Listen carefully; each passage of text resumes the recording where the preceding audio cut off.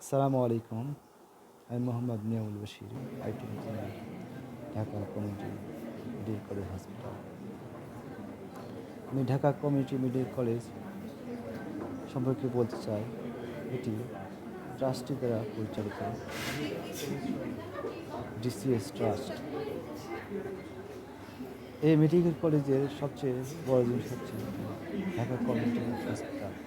এখানে এত পরিমাণ পেশেন্ট হয় যে প্রতিদিন ৩০০-৪০০ জন পেশেন্ট হয়ে থাকেন, যেখানে শিক্ষার্থীদের বড় ডক্টর হওয়ার বড় কাজ হচ্ছে পেশেন্ট।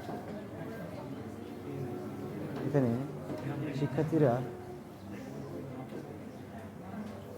রেগুলার ডক্টরদের সাথে বসে তারা কীভাবে পেশেন্টের সেবা করতে হয়, কীভাবে ট্রিটমেন্ট করতে হয়, কীভাবে কোন অসুখের কোন মেডিসিন দিতে হয়, তা প্র্যাকটিক্যালি দেখে দেখে শিখেন। ঢাকা কমিউনিটি মেডিকেল কলেজ অন্যান্য মেডিকেল কলেজের চেয়ে এই কারণেই